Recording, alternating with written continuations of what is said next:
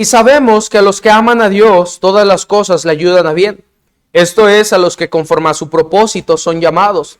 Porque a los que antes conoció, también los predestinó para que fuesen hechos conforme a la imagen de su Hijo, para que Él sea el primogénito entre muchos hermanos. Y a los que predestinó, a estos también llamó. Y a los que llamó, a estos también justificó. Vamos a orar.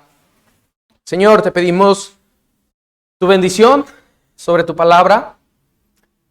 Que, Señor, podamos entender tu verdad, podamos entender este tema, Señor, sobre el calvinismo, la predestinación, Padre. Podamos, Señor, entender que tú no has creado a unos para perdición y a otros para salvación, Señor. Tú amas a todos y tú aceptas a todo aquel que viene a ti, Señor, humildemente, con fe en su corazón de que tú moriste por él y resucitaste, Señor, también por él. Te pedimos, Señor, que esta iglesia pueda ser una iglesia limpia en doctrina, Señor, pura en tu palabra, Padre, que persevere, Señor, en lo que nos han enseñado, Señor, no porque es de hombre, sino porque está en tu palabra, Señor. Que tu Espíritu Santo haga la obra, Señor, esta mañana, y que no sea yo, Señor, sino tú hablando a través de mí a tu iglesia, Señor.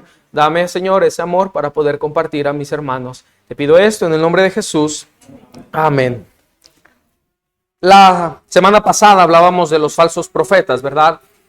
Y bueno, antes de pasar al tema, ¿verdad?, de esta mañana, es la predestinación. Vamos a hablar del calvinismo. Esto, hermano, no lo hago con el afán de pelear. No lo hago con el afán de decir, esta persona está mal. Estudiando, hermanos, esto, una regla de la hermenéutica para poder interpretar la Biblia es tener un espíritu humilde, y si hay un pensamiento preconcebido, quitarlo y ver qué es lo que dice la Biblia. Honestamente, hermanos, mi oración fue: Señor, si la predestinación, como la muestran los calvinistas, es así, muéstramelo, Padre, porque yo no quiero hablar algo que no esté de acuerdo a tu palabra. Yo no quiero que porque soy bautista y porque he sido criado en cierta manera en el fundamentalismo, me esté alejando de algo que es una verdad. Y la realidad, hermano, es que viendo la Biblia con esa perspectiva, no con un dogma que se me ha sido enseñado, con algo que se me ha sido dado, sino lo que dice la Biblia, sigo, hermano, sin tener concuerdo con los calvinistas. El calvinista dice, hermano, y vamos a ver este pasaje, Romanos 8, 9, 10 y 11, son los capítulos principales que ellos usan para la predestinación. Dice que aquí está Juanito, y aquí está, díganme otro nombre, hermanos. Pedro. Juanito y Pedro. Pedro, desde que Dios lo creó, Dios lo escogió y dijo: ¿sabes qué, Pedro? Tú vas a ir al cielo. Tú vas a ser llamado y tú vas a tener entrada al cielo. Pero a Juanito Dios lo creó para ir al infierno. A Pedro lo creó para ir al cielo y a Juanito lo creó para ir al infierno. Básicamente esa es su enseñanza. Entonces, como a Juanito lo creó para el infierno y a Pedro para el cielo, pues él va a llegar a la iglesia en algún momento de su vida y yo no tengo que ir y predicar el evangelio porque ya están escogidos. Y como el Señor ya sabe quiénes van a ser salvos, pues entonces ellos van a ser atraídos por la gracia y van a llegar a una iglesia donde ellos tengan que congregarse. Eso es, hermano, lo que ellos ocupan y básicamente su doctrina. Ahora, el problema, hermano, de esto era la historia que les comentaba la semana anterior. Hoy en día, hermano, hay quien se llama bautista reformado. Ese título, hermano, de bautista reformado es tomar la doctrina bautista, pero mezclada con el calvinismo. Entonces es algo que no puede, hermano, llevarse y no se llevan entre sí. No es algo que concuerde, no es algo que pueda ir de la mano. Hoy en día, hermano, conozco más bautistas calvinistas que los propios calvinistas. Y esta doctrina hermano, penetrado, como le decía, tan fuertemente. Ha corrompido iglesias. Les decía la historia de este pastor y me da tristeza, hermanos, porque de verdad, no lo digo, hermano, como chisme, ni lo digo, ¿verdad? Pensando en que soy mejor que él o que nunca me puede pasar. Al contrario, lo digo con tristeza en mi corazón, porque un hombre que antes predicaba el evangelio, que su iglesia ganaba almas, que buscaba la salvación de los hombres, que apoyaba a misiones, que salían a la calle puerta por puerta predicando el evangelio, hoy dice que tocar puertas y predicar el evangelio no es necesario. ¿Cómo puede ser posible que entonces un mandato que también está tan claro en la Biblia de ir y predicar el evangelio a todas las naciones se haga a un lado por una simple ideología? Hermano, eso es lo peligroso de esta doctrina, que aleja a los hombres de predicar el evangelio. Es verdad, Dios ya sabe quiénes van a ser salvos y quiénes no lo serán, pero no porque Él los haya escogido para perdición y a otro para salvación. No podemos, hermano, permitir que la falsa doctrina entre a nuestra iglesia. Ahora, aquí entra algo, ¿verdad? Hay calvinistas, hermanos, que la doctrina se parece mucho a la nuestra. Y que lo único que difieren es en esta parte de que Dios escogió y de que Dios no escogió. Ellos predican que Jesús es Dios, ellos predican que la salvación es por gracia, por medio de la fe en Cristo. Ellos enseñan que el bautismo no salva, sino que es una representación de algo que ya sucedió en mi interior por testimonio a los demás. Creen en la Trinidad y creen cada parte de las doctrinas que nosotros creemos.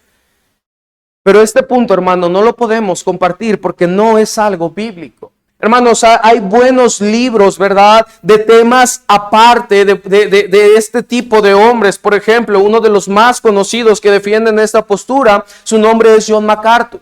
Ahora, hermano, John MacArthur, ¿verdad? Como le decía, él tiene libros, hermanos, más de 100 libros que ha escrito, muchos de ellos son sobre liderazgo. Tiene un libro que se llama Fuego Extraño, que nos habla del movimiento carismático pentecostal, cómo empezó, cómo es que la Biblia va contraria a él. Y cuando tú lo lees, hermano, es verdad lo que él te está diciendo, pero nuevamente lo único que no concordamos, hermano, es en la predestinación. Dios no ha escogido gente, Dios no ha creado gente para el infierno y gente para el cielo. Dios ama a todos y le da la misma oportunidad a todos de que se arrepientan y de que crean en Él. Y estos versículos que leíamos, mire lo que dice Romanos 8:28. Pongo mi cronómetro porque no lo puse, hermanos, entonces los 5 minutos anteriores no cuentan, ¿verdad?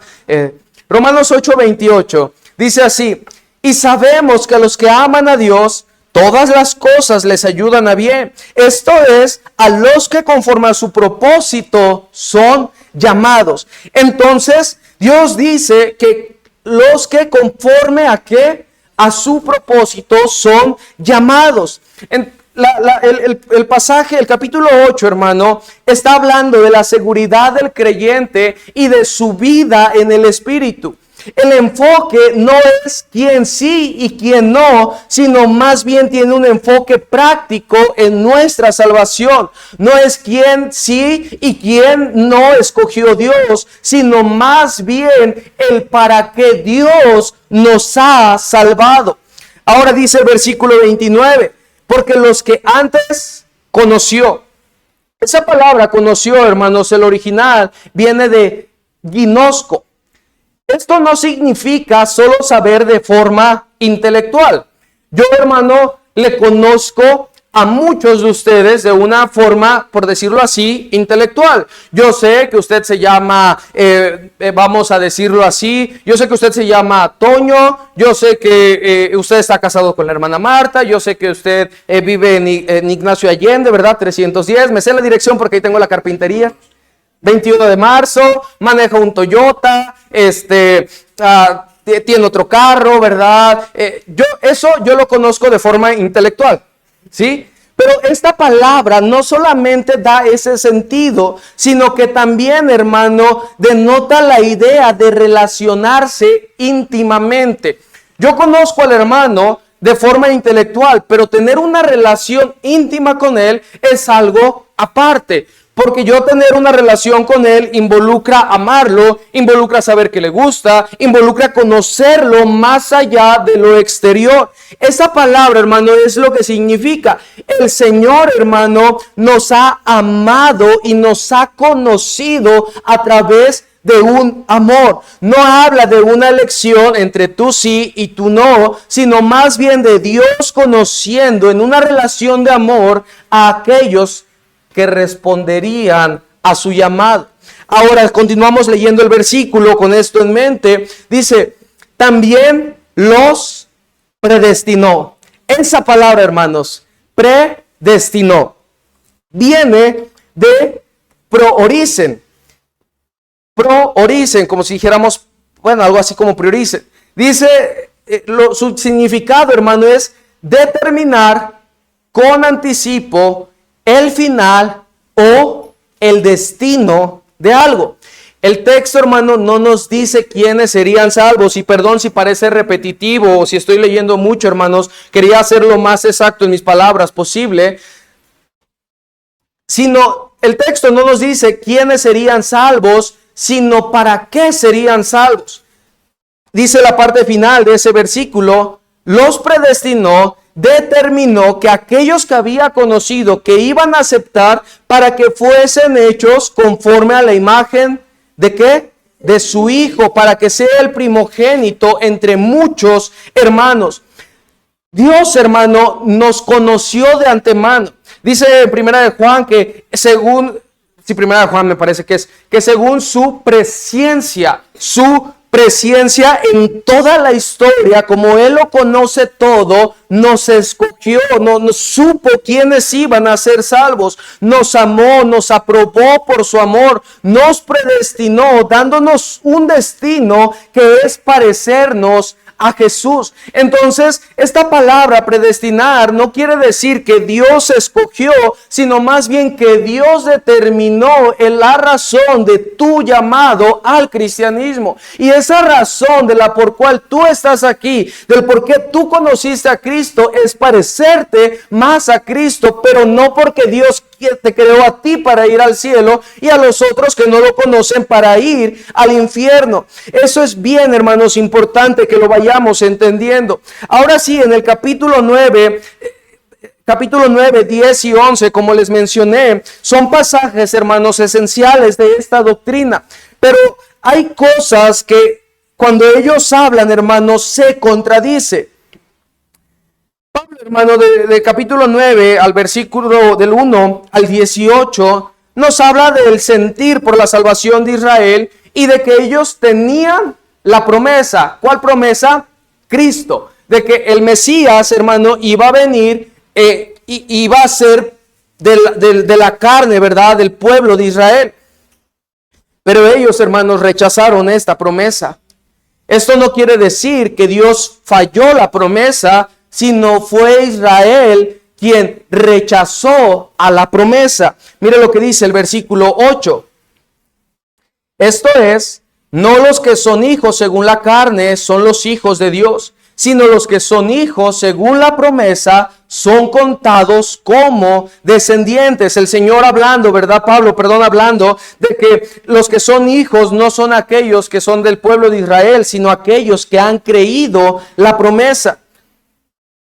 Del versículo 9 en adelante, hermano, nos habla sobre la soberanía de Dios en lo que Él hace y lo que Él determina hacer, aplicándola al pueblo de Israel y cómo fue lo que Él decidió hacer para que Jesús naciera de cierta manera. Entonces, hermanos, aquí me quiero detener un poquito. La soberanía de Dios, vamos a explicarla sencillamente, es que Dios hace lo que quiere porque quiere. Pero esto, hermano, no quiere decir que Dios va a destruir el mundo porque quiere. Porque su naturaleza, su amor, su misericordia no se contradice a su soberanía. Él puede hacer todo lo que Él quiera, pero todo lo que Él hace lo hará en amor y lo hará en misericordia y lo hará en bondad y también lo hará con ira y también lo hará con justicia. Entonces Dios no puede decir, bueno, ya la raza humana me desesperó y me voy a volver malo y los voy a matar a todos. ¿Por qué? porque Él no se puede contradecir. Entonces, mire lo que dice versículo 14 al 24 para que vayamos entendiendo. ¿Qué pues diremos? ¿Que hay injusticia en Dios? En ninguna manera. Pues a Moisés dice, tendré misericordia del que yo tenga misericordia y me compadeceré del que yo me compadezca. Así que no depende del que quiere ni del que corre, sino de Dios que tiene misericordia. Porque la Escritura dice a Faraón, para esto mismo te he levantado, para mostrar en ti mi poder y para que mi nombre sea anunciado por toda la tierra. De manera que de quien quiere tiene misericordia y al que quiere endurecer, endurece. Pero me dirás, ¿por qué pues inculpa? Porque ¿quién ha resistido a su voluntad? Mas ante, oh hombre, ¿quién eres tú para que alterques con Dios? Dirá el vaso del barro a quien lo formó, ¿por qué me has hecho así? ¿O no tiene potestad el alfarero sobre el barro para hacer la misma masa un barro para honra y otro para deshonra? ¿Y qué si Dios, queriendo mostrar su ira y hacer notorio su poder, soportó con mucha paciencia los vasos de ira preparados para destrucción? Y para hacer notorias las riquezas de su gloria, las mostró para con los vasos de misericordia que Él preparó de antemano para gloria, a los cuales también ha llamado, esto es a nosotros, no solo de judíos, sino también de los gentiles. Si lo leemos a simple vista, hermano, si prestó atención, ¿verdad? Y espero, hermano, que el conocer doctrina no le aburra, ¿verdad? Sino que al contrario, se goce por estar aprendiendo. Parece, dice el versículo 21, ¿no tiene potestad el alfarero sobre el barro para hacer de la misma masa un barro para honra y otro para deshonra? Pareciera que sí, ¿verdad? Dios hizo a unos para perdición y Dios creó a otros para salvación. El hombre, hermano, tiene un libre albedrío, pero ese libre albedrío topa con la soberana voluntad de Dios. El hombre, hermano, puede decidir ciertas cosas que quiere hacer, pero cuando Dios quiere hacer algo con el hombre, su libre albedrío ya no importa. Su libre albedrío topa con la soberanía de Dios. Dice la Biblia que Él quita, Él pone, Él mueve, Él calma y no hay algo, hermano, que se interponga a su soberanía. Hermano, no nos habla de quién sí y quién no, sino para qué fuimos salvos. Leemos nuevamente el versículo 20 y al 23 y vamos poniendo atención, hermanos. Quiero leer los versículos varias veces o los estoy leyendo varias veces para que los entendamos lo mejor posible. Mas antes, oh hombre, ¿quién eres tú para que alterques con Dios? Dirá el vaso del barro a quien lo formó, ¿por qué me has hecho así? ¿O no tiene potestad el alfarero sobre el barro para hacer de la misma masa un vaso para honra y otro para deshonra? ¿Y qué si Dios, queriendo mostrar su ira y hacer notorio su poder, soportó con mucha paciencia los vasos de ira preparados para destrucción y para hacer notorias las riquezas de su gloria, las mostró para con los vasos de misericordia que Él preparó de antemano para gloria? ¿Se da cuenta, hermano, que realmente no habla de quién sí y de quién no, sino para qué? Dice que los vasos de deshonra son para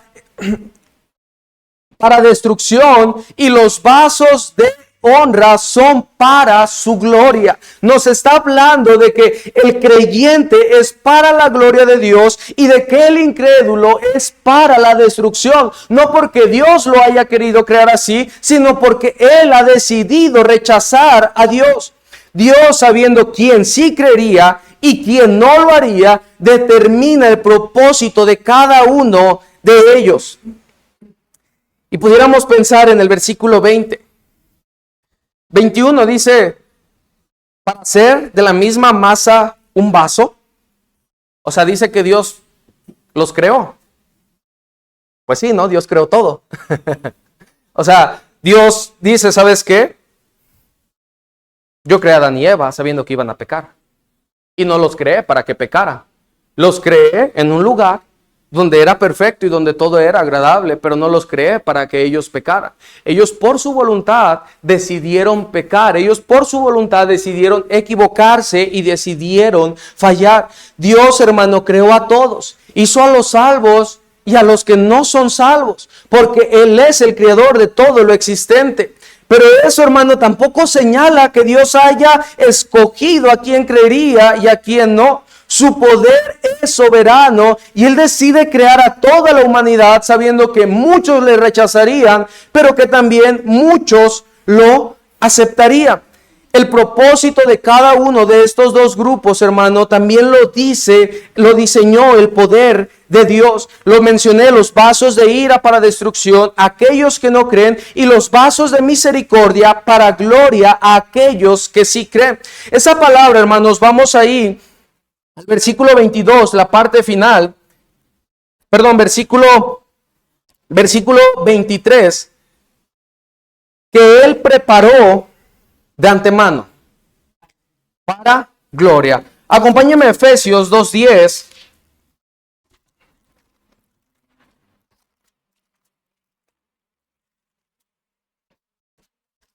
Efesios 2:10 dice así: porque somos hechura suya, creados en Cristo Jesús para buenas obras, las cuales Dios preparó de antemano para que anduviésemos en ellas. Preparó de antemano y que Él preparó de antemano. Es la misma frase, hermanos, en el original, las mismas palabras, exactamente iguales. Y lo que nos está hablando en Efesios 2:10 es que somos creados en Cristo Jesús con el propósito de hacer buenas obras. Y esas buenas obras el Señor Jesús, Dios, las ha preparado de antemano para que nosotros andemos en ellas. Entonces, el propósito del cristiano, la razón de que tenemos al ser predestinados, y recuérdenlo, hermano, no seleccionados, nuestro propósito, que es el sinónimo de esa palabra predestinado, es llevarle gloria a Dios a través de las buenas obras que Él ya ha hecho desde el principio, que Él ya ha preparado para nosotros con anticipación. El versículo 16 del capítulo 9, hermanos, dice así: así que no depende del que quiere, ni del que corre, sino de Dios que tiene misericordia. Porque la Escritura dice a Faraón: para esto mismo te he levantado, para mostrar en ti mi poder, y para que mi nombre sea anunciado por toda la tierra. De manera que de quien quiere tiene misericordia, y al que quiere endurecer, endurece. Nuevamente, hermanos, pareciera que la Biblia está señalando que Dios dice: yo tengo misericordia de este, y a este lo endurezco. Yo tengo piedad de este, pero este quiero que se vaya al infierno. Hermano, no va nada relacionado al carácter de Dios. Cuando lo pensamos, pues no, que el Señor es misericordioso, entonces me han mentido, entonces me han engañado. Esto téngalo en mente, hermanos. La Biblia es un mensaje continuo. La Biblia en el original, hermano, no está dividido por capítulos o por versículos. Pablo viene redactando una idea en toda la epístola. En Romanos es la salvación. Somos pecadores, necesitas a Cristo y cómo pones tu fe en práctica. Eso se resume en Romanos. Entonces, el escrito de Pablo, hermano, lleva un orden de ideas específico en una secuencia bien relacionada y bien redactada. Yo no puedo leer Romanos pensando que el primer capítulo habla de un tema aislado, que el segundo capítulo habla de otro tema, no, sino que el primer capítulo y el segundo capítulo van de la mano y Pablo los va enlazando entre sí, hablando sobre un tema bien específico. Entonces, si nos quedamos con Romanos 9, del versículo 16 al 18, pues sí, efectivamente parece que Dios tiene misericordia de este y a este lo endurece. Si nos quedáramos hasta ahí. Pero ahora, hermano, esto recuérdelo y vamos a, conforme vayamos leyendo el pasaje en el capítulo 11, vamos a ver que esta parte simplemente nos está ejemplificando esa parte de la soberanía de Dios, de que yo puedo hacer esto y de que yo lo quiero hacer. Pero vamos a ver que Dios tiene misericordia de otros. El capítulo 10, hermano, no me quiero meter tanto en los versículos, simplemente estoy agarrando los más importantes. Nos habla acerca del plan redentor del Señor, que es mediante la fe y que no es por las obras, de cómo Israel era celoso de buenas obras, pero no conforme a la fe en Jesús. Dice Romanos 10, del 8 al 13, dice así: ¿Mas qué dice? Cerca de ti está la palabra en tu boca y en tu corazón. Esta es la palabra de fe que predicamos, que si confesares con tu boca que Jesús es el Señor y creyeres en tu corazón que Dios le levantó de los muertos, ¿serás qué? Serás salvo. Entonces yo tengo que confesar con mi boca al Señor y creer que Jesús resucitó de los muertos en mi corazón. Porque con el corazón se cree para justicia, pero con la boca se confiesa salvación. Pues la Escritura dice: todo aquel que en él creyere no será avergonzado, porque no hay diferencia entre judío y griego. Pues el mismo que es Señor de todos, es rico ¿para qué, hermanos? Para con todos los que le invocan. Versículo 3, hermanos. Porque, ¿qué dice?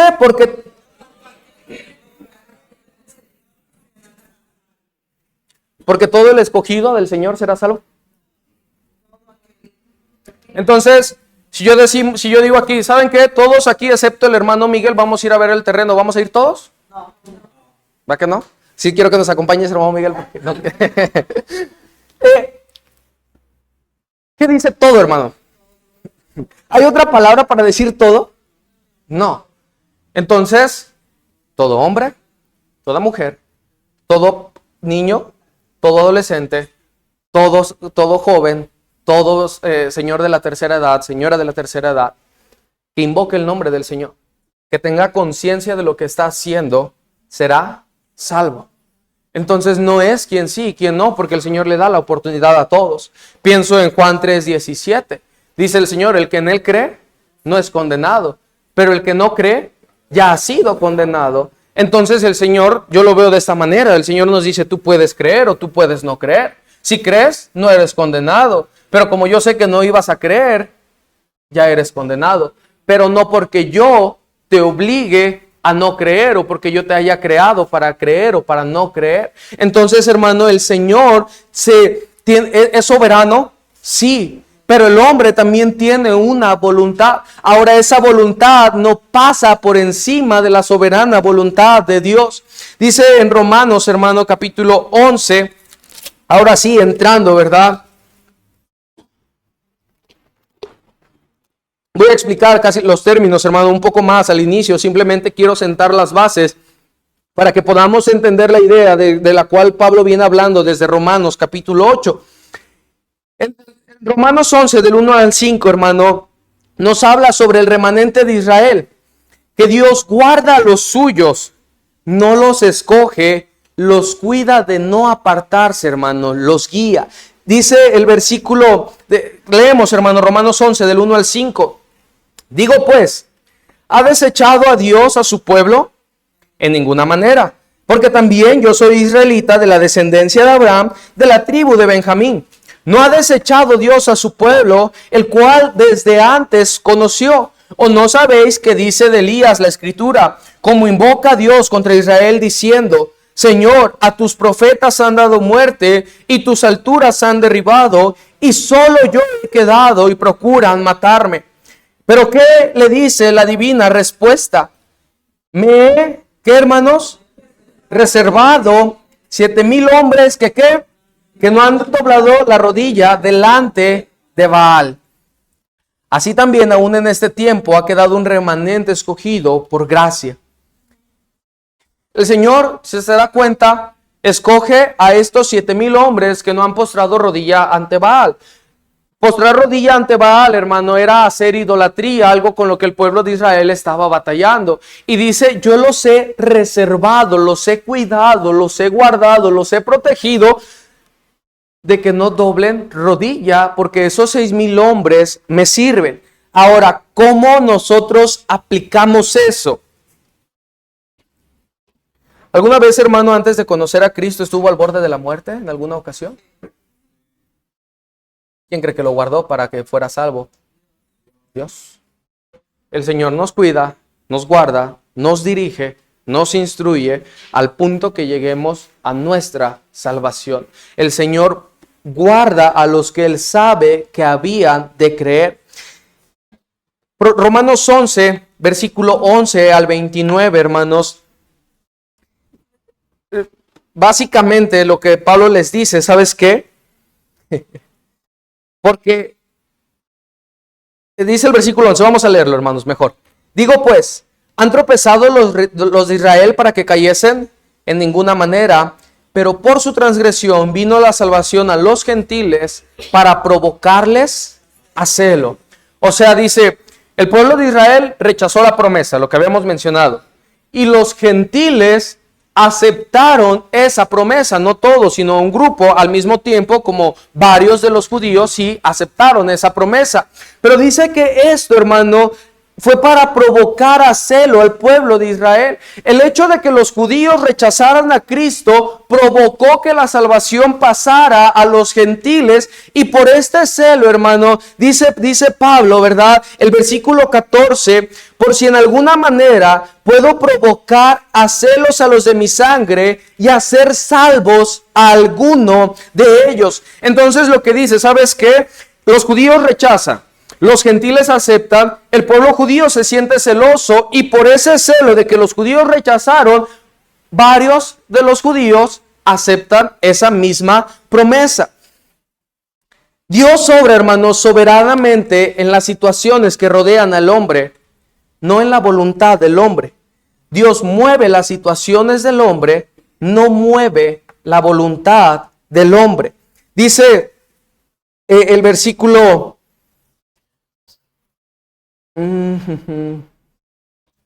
versículo 28. Así que en cuanto al evangelio son enemigos por causa de vosotros, pero en cuanto a la elección son amados por causa de los padres, porque irrevocables son los dones y el llamamiento de Dios. Pues como nosotros también en otro tiempo eras desobedientes a Dios, pero ahora habéis alcanzado por la desobediencia de ellos. Así también a estos ahora han sido desobedientes, pero por la misericordia concedida a vosotros, ellos también que alcanzan misericordia. Lo voy a repetir, hermanos. Dios obra soberanamente en las situaciones que rodean al hombre, no en la voluntad del hombre.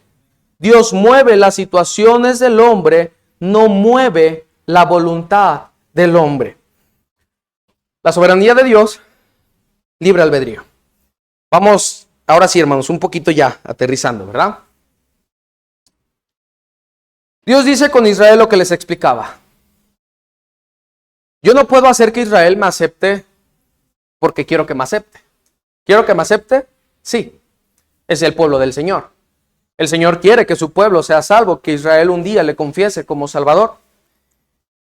Pero yo no puedo cambiar la voluntad del pueblo de Israel. Yo voy a mover las situaciones. ¿Y qué hace el Señor? Dice, bueno, ustedes no me quieren, ellos sí me quieren. Pero como ellos sí me quieren, ustedes también me van a querer en un futuro, porque ellos me quisieron. Por ejemplo, otro ejemplo, hermano. Pensemos en Faraón, con Moisés, cuando dejó de ir al pueblo de Israel.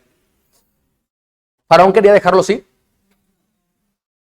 ¿El Señor de un instante a otro cambió la voluntad de Faraón? ¿Se metió con la voluntad de Faraón? ¿Qué fue lo que pasó, hermanos? A ver, háblenme de uno por uno. ¿Hubo plagas? Las plagas que conocemos. Sí, pero con esas plagas, ¿qué pasaba, hermana? Se enfurecía más. O sea, no fue hasta que, ¿qué sucedió? Se murió su primogénito, que él dice, ¿sabes qué? Salgan de aquí. Pero tuvo que ser varias situaciones. Dios no movió el pensamiento de Faraón. Dios movió sus situaciones para que a través de sus situaciones el pensamiento de Faraón fuese cambiado por voluntad propia. Jonás, hermano, pensemos en Jonás.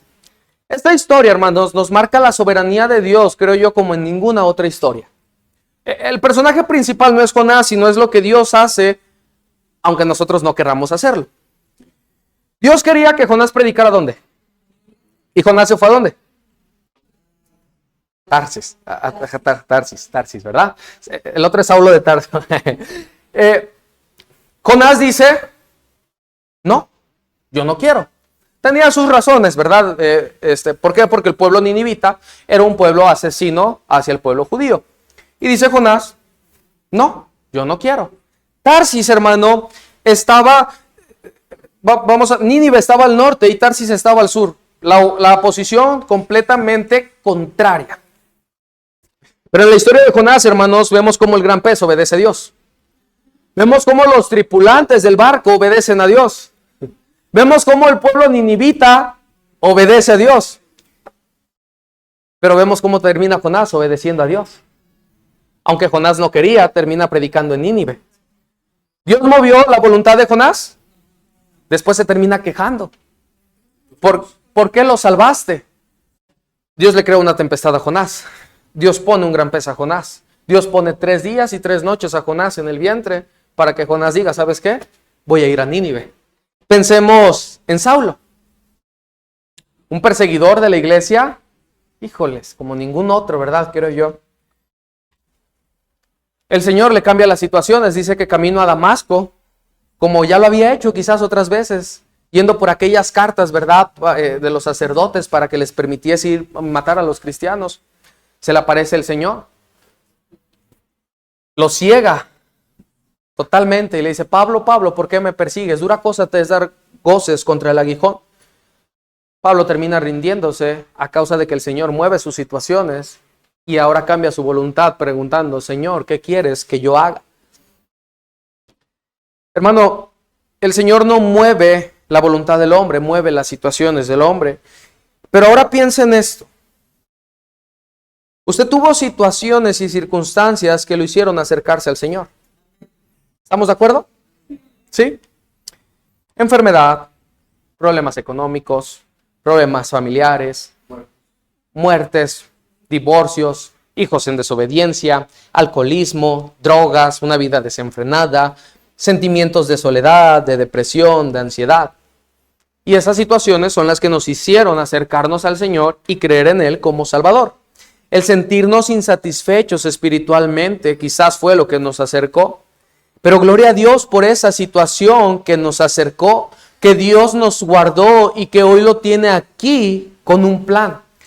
Entonces, el Señor no movió su pensamiento, no movió su voluntad, movió sus circunstancias para que voluntariamente usted se acercara a Él. Ahora pudiéramos pensar, ¿y a los demás no les mueve esta situación? ¿No les mueve sus situaciones? ¿No les mueve su vida? ¿No les mueve? ¿No tienen problemas? Claro que ellos tienen problemas. Ellos tienen y han pasado las mismas situaciones que lo acercaron a usted y que me acercaron a mí. Pero ellos siguen sin querer aceptar y sin querer creer por su propia voluntad. Mira, hermano, la soberanía de Dios pudiéramos ejemplificarlo con el libre albedrío del hombre. Entonces ellos no pueden, hermanos, hacer lo que quieren, porque un día van a topar con la soberanía de Dios. Un día van a estar delante del Señor y dice la Biblia que estarán arrodillados delante de Él y su voluntad ya no está más ahí, porque ahora están postrados delante del Señor y un día van a enfrentar un juicio contra el Señor por no querer creer en Él.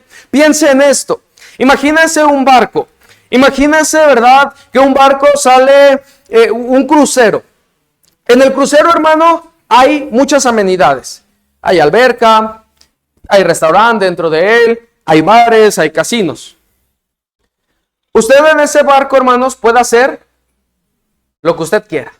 Si usted se la pasa en su recámara acostado, qué bueno.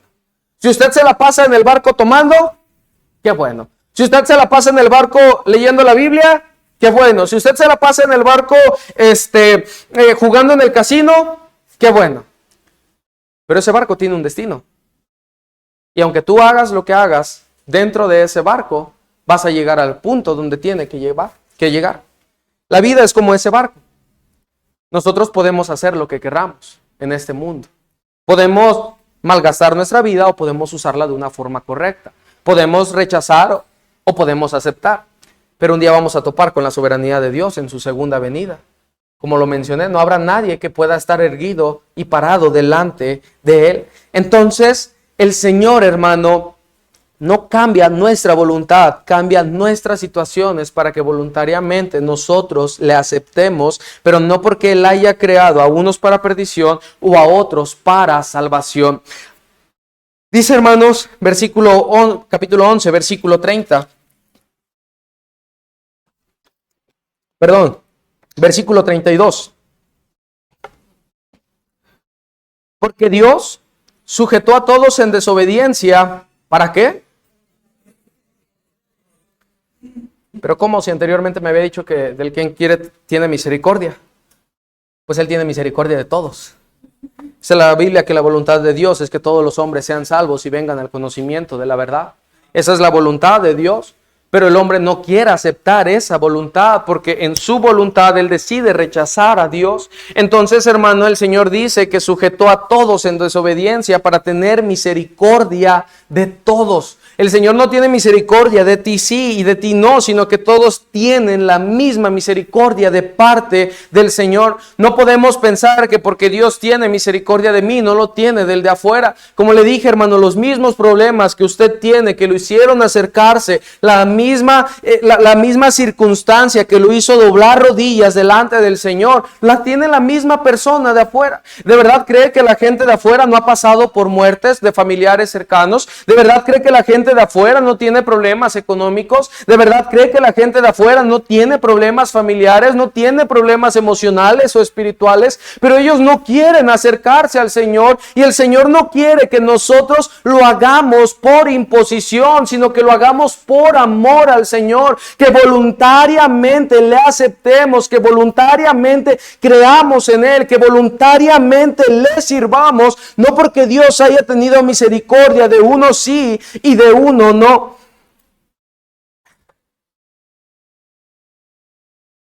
Piensa en su vida, hermanos. Otra vez, vamos a eso. ¿Qué es lo que el Señor tuvo que hacer para que usted estuviera aquí?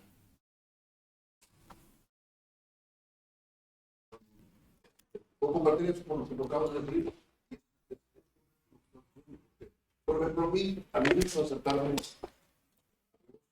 la muerte de mi hermano, asesinado. Esta muerte, más hermanos de la vida. Y hay unos de ellos que no han creído. Que no han creído. ¿Por qué?